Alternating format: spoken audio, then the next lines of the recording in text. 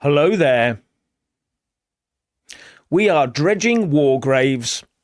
Hundreds of World War II airmen and centuries of seafarers, including those of HMS Cumberland, lie entombed beneath Goodwin Sands.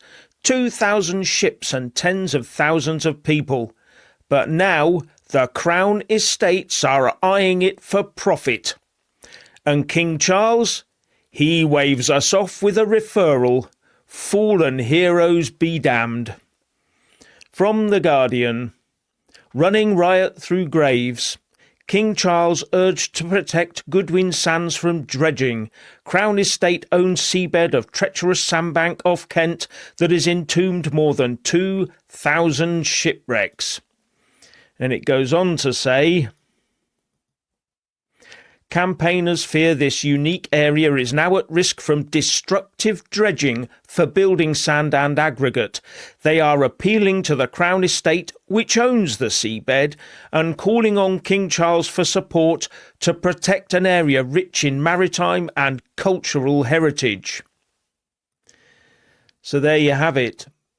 We have an area of the sea just to the south of Kent, to the south of the Isles of Thanet, and we're going to be dredging in there, or we have been dredging in there before.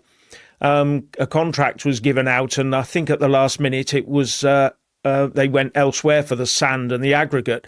But the thing is that there are war graves there, and they move with the sand, so you can't say it's exactly there. They move about, so you need to blanket the whole thing off, and that's what they're calling for. But I'm not sure that this is going to happen, because the king has sort of basically, or his staff have said, well, it's nothing to do with us. It's the Crown Estates, not us.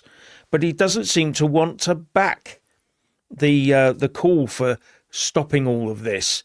And this is our heritage, our military heritage. And he is the head of the armed forces, isn't he, Richard? Absolutely, Jeff. There's nothing like the support of your monarch to his troops and his fallen naval officers and naval seamen, just to reassure you, to let you know that Britain's in a wonderful place and the king's got your back and that he cares about our fallen. I mean, I read this and I was like, oh, for goodness sake. Yeah, as you said, it's Goodwin Sands, which is just off the Kent coast. It's not a million miles away. We're not talking about war graves in some other part of the world.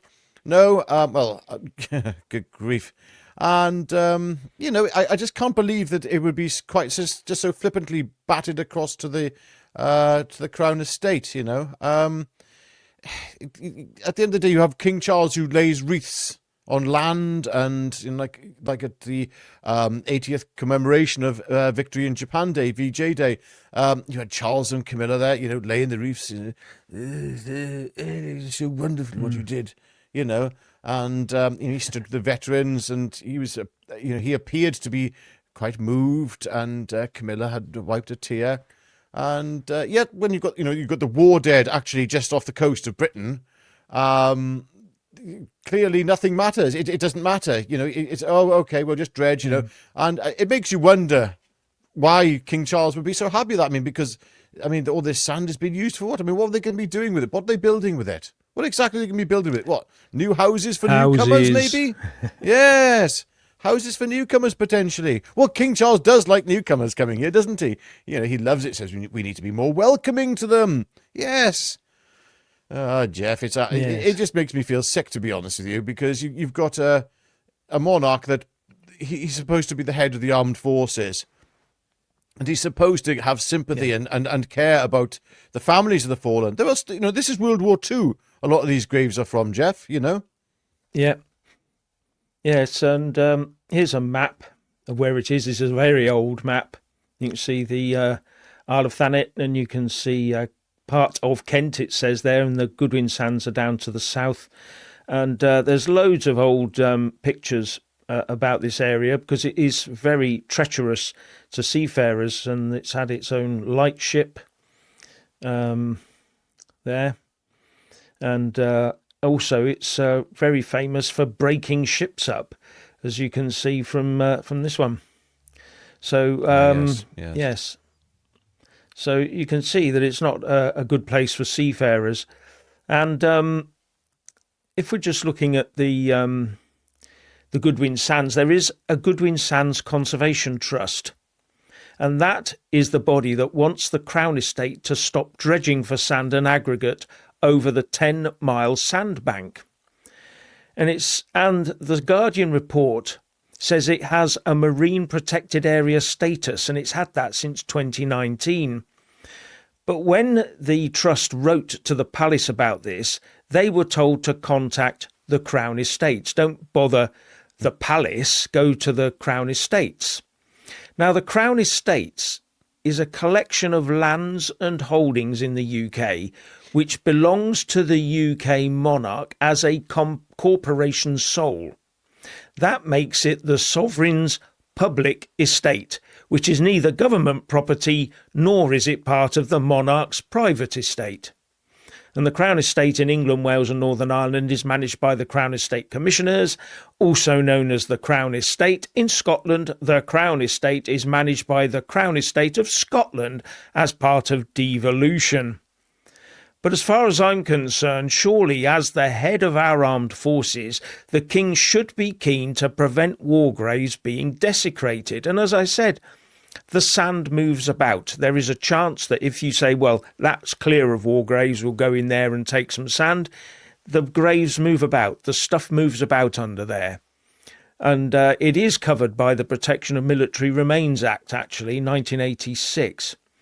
And according to the Goodwin Sands Conservation Trust, the Goodwin Sands contain the final resting places of sailors lost in battle, servicemen from both world wars, and the remains of ships, submarines and aircraft they died in, including some 80 British, German and Polish pilots who gave their lives in World War II. So, surely we should just say, right, no more dredging there and let's just leave it. Oh, well said, Jeff. I mean, you just summarised the whole thing there quite nicely, to be honest with you. It's absolutely disgusting.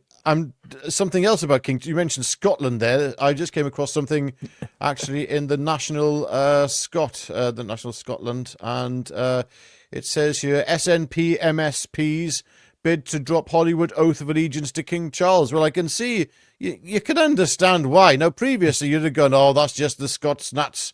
They don't anything to do. They just want independence and anything to do with the monarchy because it represents their oppression, which it does really, I suppose. That's the only way to read it. However, anyway, but Nicola Sturgeon, I was watching something with her the other day, and she said, granted she wants independence, but she always had an incredible respect for Her Majesty the Queen. Now, personally, I'm not a fan of the Queen's either, but there we go, lots of people are. Yet, the opinion towards Charles seems to be very different now. The mood in the country towards Charles is turning ugly very, very fast. People can see right through him. You can see where his allegiances lie. This is the king of what, exactly? Who does he represent? Is he the king of Britain? Oh, okay. Well, why doesn't he represent the British?